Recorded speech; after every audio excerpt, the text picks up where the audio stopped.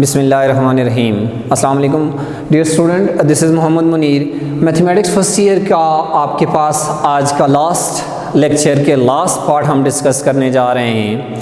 MCQs के ऊपर हमारी डिस्कशन चल रही थी। हमने पहले पार्ट में पहले 5 एमसीक्यूज़ को डिस्कस किया है। अब हम नेक्स्ट एमसीक्यूज़ नंबर 6 पे बात करते हैं। रिव्यू एक्सरसाइज के पहले क्वेश्चन में एमसीक्यूज़ नंबर 6 है। एमसीक्यूज़ नंबर 6 में क्या कह रहा है? A committee of 4 people will be selected from 8 girls and 12 boys। इस एमसीक्यूज़ में कह रहा है कि आपके पास कमेटी आपने सेलेक्ट करनी है। कमेटी आपके पास 4 पीपल की करनी है, जिसमें आपके पास गर्ल्स की जो सिलेक्शंस करनी है वो आपके पास टोटल गर्ल्स हैं जी 8 आपके पास गर्ल्स आ रही हैं उनमें से, और जबकि आपके पास जो बॉयज़ आ रहे हैं वो 12 बॉयज़ आ रहे हैं। 12 बॉयज़ और 8 गर्ल्स में से आपने 4 पर्सन की कमेटी आपने यहाँ पे सिलेक्ट करनी है। कहता है how many different selections are possible if at least one boy must be selected। यानी कितनी आपके पास पॉसिबल अरेंजमेंट बनेगी कि एटलीस्ट एक बॉय की सिलेक्शन मस्ट हो। अगर प्रीवियस लेक्चर में देखें तो हमने वहाँ पे सिलेक्शंस की बात की थी कमेटी के ऊपर। आपके पास इसी तरह का एक प्रॉब्लम बना हुआ था कमेटी के अंदर की ही सिलेक्शन में। तो उसी वे को अगर लेके चलें, 1 बॉय मस्ट सेलेक्ट करना है। अगर इस प्रॉब्लम में आपके पास एमसीक्यूज़ को कैसे लेके चलेंगे? अगर टोटल बॉयज़ 12 आ रहे हैं, अगर मैं एक बॉय को सिलेक्ट करूं, कमेटी 4 पर्सन की बनानी है, तो मुझे 8 गर्ल्स में से 3 आपके पास गर्ल्स की सिलेक्शन करनी होगी। अब देखें students, at least 1 boys maximum, it's mean मैं 4 तक बॉयज़ ले सकता हूं। तो अगर मैं 2 बॉयज़ की सिलेक्शन करूं तो गर्ल्स की सिलेक्शन भी 2 ही आ जाएगी। अगर मैं 3 बॉयज़ की सिलेक्शन करूं तो गर्ल्स की सिलेक्शन यहाँ पे 1 आ जाएगी। टोटल मुझे 4 चाहिए। एंड अगर मैं 4 बॉयज़ की करूं तो आपके पास वहाँ में गर्ल्स नहीं ले सकता, यानी 4 पर्सन की कमेटी ही डेवलप करनी है। तो आपके पास टोटल जो आपके पास पॉसिबिलिटीज़ बन जाएंगी कम्बिनेशन की फॉर्म में, वो आपके पास ये आ जाएंगी। अगर मैं इनको कैलकुलेट करूँ तो इनको कैलकुलेट करने से स्टूडेंट्स आपके पास जो टोटल रिजल्ट डेवलप होता है वो है 4775। आप कैलकुलेट करके देख सकते हैं। ऑप्शन डी है जो कि आपके पास इस एमसीक्यूज़ में करेक्ट ऑप्शन है। नेक्स्ट देखते हैं स्टूडेंट्स, एमसीक्यूज़ नंबर आपके पास 7 पे बात करते हैं। एमसीक्यूज़ नंबर 7 है the number of all possible matrix of order 3x3। Matrix का जो ऑर्डर है स्टूडेंट्स, आपके पास मैट्रिक्स का जो ऑर्डर है, matrix order is equal to 3x3। कह रहा है विद ईच एंट्री 0 and 1। आपके पास उसमें हर एंट्री या तो 0 है, आपके पास 0 and 1, 0 और 1 ही होंगी। 3x3 एक मैट्रिक्स आ रहा है, उसमें एंट्री आपके पास 0 and 1 आ रही हैं। तो एंट्रीज आपके पास आ गई, entries is equal to 0 and 1। तो पूछ रहा है आपके पास 3x3 के आपके पास 0 और 1 की मदद से कितने मुख्तलिफ मैट्रिक्स डेवलप हो सकते हैं। इस कंसेप्ट को ज़रा हम ईजी लेके चलते हैं। आपके पास यहाँ देखें, टोटल आपके पास टोटल एलिमेंट्स कितने आ रहे हैं? Total elements is equal to 9। 3x3 का कोई भी मैट्रिक्स आपके पास आ जाए, उसमें टोटल आपके पास एलिमेंट्स जो हैं वो 9 आ रहे हैं। तो पॉसिबल मैट्रिक्स को हम यहाँ पे कैसे निकालेंगे? पॉसिबल मैट्रिक्स के लिए कीप इन द माइंड, यहाँ आपके पास इस मैट्रिक्स में 0 and 1 आ रहे हैं। इट्स मीन 2 डिजिट्स आ रहे हैं, 2 डिफरेंट डिजिट्स आ रहे हैं। 2 आ जाएं, 3 आ जाएं तो 3 लिख लेंगे, 4 आ जाएं तो 4 लिख लेंगे। 2 डिजिट्स आ जाएं आपके पास तो 2 की पावर आपके पास जो टोटल एलिमेंट्स हैं वो आप यहाँ पे यूज़ कर लेंगे। 2 आ रहे हैं, 3 आ रहे हैं, 4 आ रहे हैं, उनकी पावर आपके पास टोटल नंबर ऑफ डिजिट्स आ जाएगी, जो कि आपके पास इसकी एक शॉर्टकट फॉर्म भी है। 2 की पावर 9, 2 2s are 4, 8, 16, 32, 64, 128, 256, 512। तो आपके पास 512 आपके पास 0 और 1 से 3 क्रॉस 3 का मैट्रिक्स की आपके पास डिफरेंट पॉसिबिलिटीज डेवलप हो रही हैं।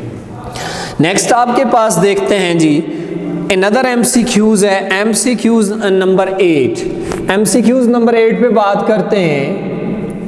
इससे पीछे आपके पास लेक्चर्स आपने जितने भी देखे हैं, अगर उन लेक्चर्स में अगर आप देखें तो ये सारी चीज़ें हम ऑलरेडी डिस्कस कर चुके हैं। या MCQs की फॉर्म में ये मैंने आपके सामने जो बात की कमेटी में आपके पास 4 पर्सन की सिलेक्शन की, ये भी आपके पास ऑलरेडी हमारी इस पे भी डिस्कशन हो चुकी है। नेक्स्ट आपके पास MCQs नंबर 8 है, कहता है how many diagonal can be drawn in a plane figure of 8 sides. तो आपके पास प्लेन फिगर 8 साइड्स की आपके पास आ रही है, तो टोटल आपके पास साइड्स आ जाएंगे, total sides is equal to 8। तो आपको ये कह रहा है डायगोनल, तो आपके पास डायगोनल बनाने हैं। 1 डायगोनल आपके पास कितने एलिमेंट से मिलकर बनता है? 2 एलिमेंट से।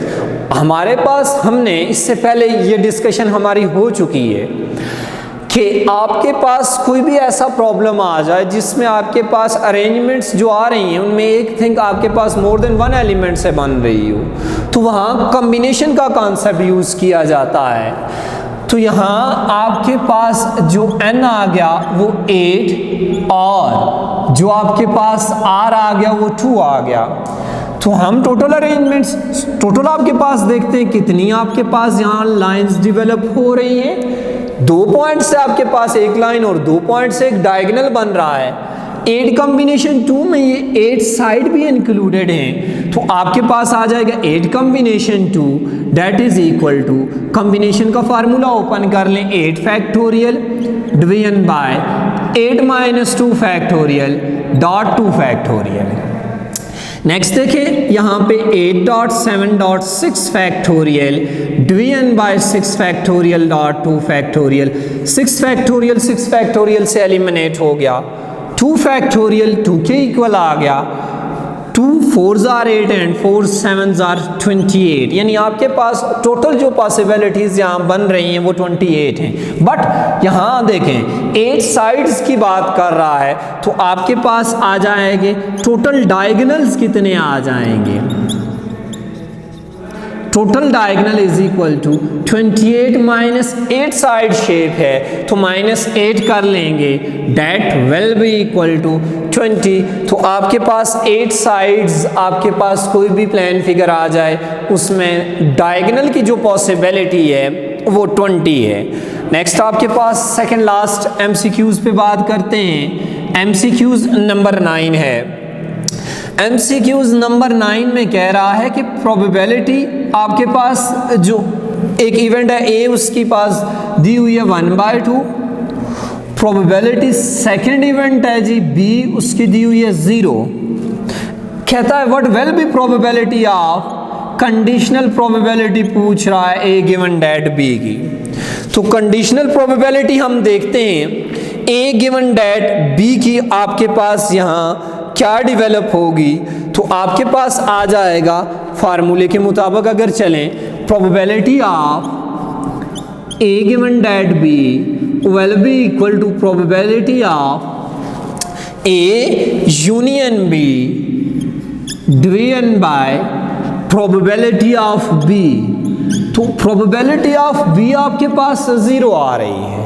अगर मैं प्रोबेबिलिटी ऑफ B का रिजल्ट यहाँ पे इस्तेमाल करूँ, anything divided by 0 that will be equal to infinity, result infinity आ जाएगा। तो इस केस में अनडिफाइन आ जाएगा आपके पास। तो ऑप्शन आपके पास करेक्ट है जी, option number C not defined. And finally last MCQs पे बात करते हैं। चैप्टर नंबर 6 का लास्ट MCQs है, MCQs नंबर 10। MCQs नंबर 10 पे बात करते हैं। कहता है इफ ए एंड बी